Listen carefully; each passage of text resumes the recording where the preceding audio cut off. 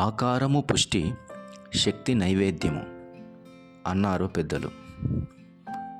ఆకారానికి చూడటానికి చాలా ఆజానుభావుడే కానీ బలవంతుడిగానే కనబడుతున్నాడు, కానీ శక్తి మాత్రము ఒక ముద్దంత కూడా లేదు. ఎంత దౌర్భాగ్యం కదా! అలాంటి ఆకారము ఎలా, అలాంటి బలము లేని, శక్తి లేని ఆ నిలువెత్తు, ఆ భయంకర ఆకారము ఎలా వ్యర్థమే కదా. కొన్నిసార్లు కొన్ని పందెములు పెట్టినప్పుడు ఎద్దుల పోటీలు మనం చూస్తూ ఉంటాం. కొన్ని బలమైన ఎద్దులు వస్తాయి, కానీ చిన్న బరువును లాగలేకపోతుంటాయి. కొన్ని చూడటానికి ఆకారానికి చిన్నగా కనబడినా మంచి బలము గలవై అవలీలగా ఆ బరువును లాగిస్తూ ఉంటాయి. అట్టి వాటికి గొప్ప బహుమానాలు ఇస్తూ ఉంటారు. గనుక మన ఆకారం ఎంతుందనేది కాదు, మన శక్తి ఎంతుంది అనేదే ఇంపార్టెంట్. అలాగుననే ఆత్మ సంబంధమైన విషయంలో కూడా నీవు ఎంత బయటికి కనబడుతున్నావన్నది కాదు, ఆత్మలో నీవెంత బలవంతుడవు అన్నదే ప్రాముఖ్యం. ఇంతకు ఎవరు బలవంతులు అని దేవుని వాక్యం సెలవిస్తుందో తెలుసా? గట్టిగా వాక్యం ప్రకటించేవారని కాదు, సుందరముగా పాడుచున్నవారని కాదు, తమకు కలిగిన వాటిలో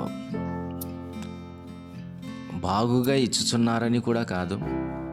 ఇవన్నీ వాటిలో భాగమైనప్పటికీ అత్యంత ప్రాముఖ్యమైన దానిని మనము గమనించాలి. అది మన బలాన్ని సూచిస్తుంది. అది మన బలానికి సూచన.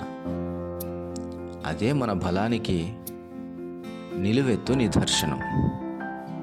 అది లేకుండా ఇంకేదున్నా కానీ అంత ప్రయోజనము కాదు. గనుక ఆకారము పుష్టిగా శక్తి నైవేద్యంగా ఉండటానికి భక్తి జీవితములో ఎంత మాత్రం వద్దు.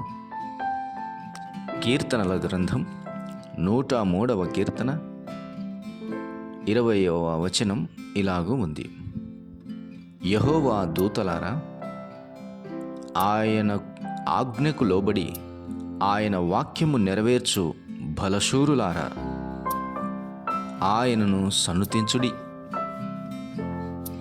ఆయన ఆజ్ఞకు లోబడి ఆయన వాక్యము నెరవేర్చువారు బలశూరులు అని రాయబడింది.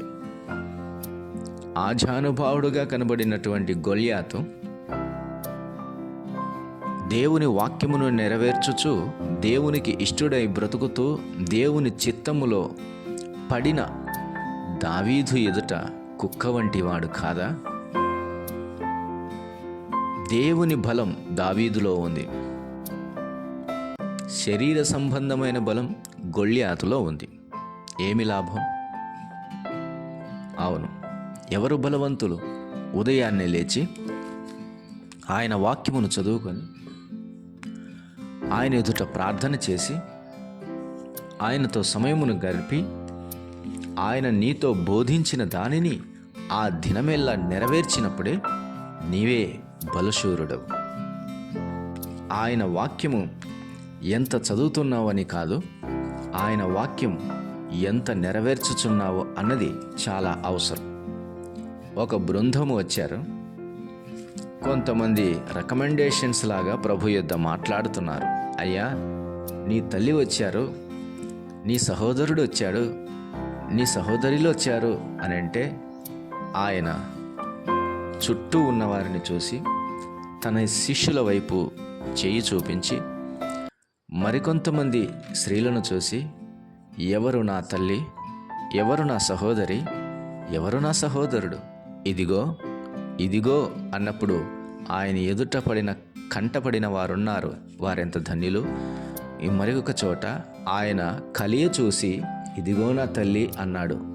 ఆ కలియ చూచినప్పుడు కంటబడిన ఆ తల్లి ఎవరో తెలియదు, కానీ ఆమెను చూచి ఇదిగో నా తల్లి అని మరికొంతమంది స్త్రీలను చూసి ఇదిగో నా సహోదరి అని అంటూ ఉన్నప్పుడు ఎవరు వారు?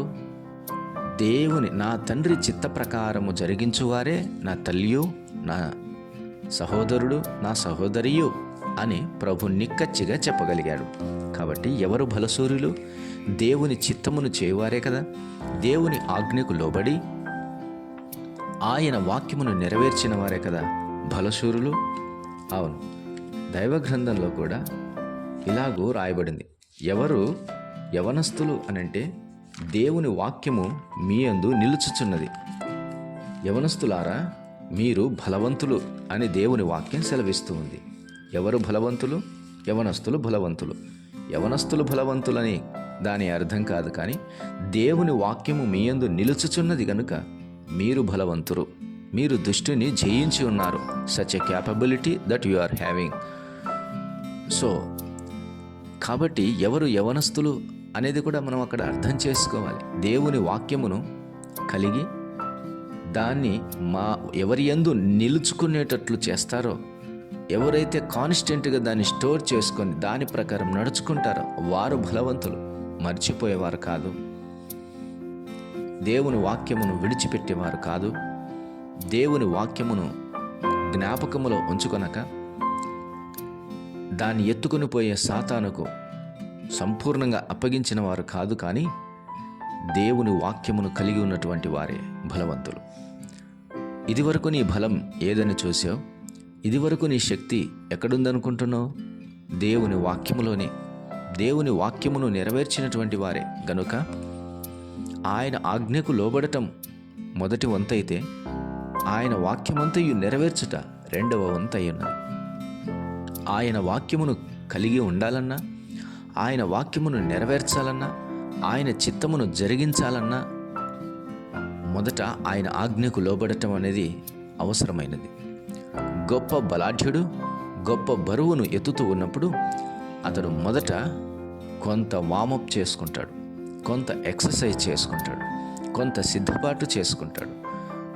అప్పుడే అతడు దానిని ఎత్తగలడు, లేదా ఏదైనా ప్రమాదం జరగవచ్చు. కనుక దైవ భక్తి విషయంలో కూడా దేవునికి లోబడటం అనేది మొదట జరగాలి. ఆ తర్వాతనే దేవుని వాక్యాన్ని మనము నెరవేర్చగలం. లోబడకుండా నేను నెరవేర్చి చూపిస్తాను చూడు అని చెప్పటానికి వీల్లేదు. లోబడేవాడే నెరవేర్చగలడు. అది అత్యంత సులువైన సూత్రం అది. అంతే.